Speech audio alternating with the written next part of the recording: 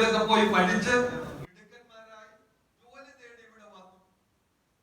അപ്പോ അത് സന്തോഷമുള്ളവർക്കൊന്ന കാര്യമാണ്. പക്ഷെ അവരെല്ലാം മലയാളികളായിട്ടാണ് കഴിഞ്ഞുകൂടുന്നത്. ഇടയ്ക്കൊക്കെ നാട്ടിൽ വരും, മലയാളം സംസാരിക്കും.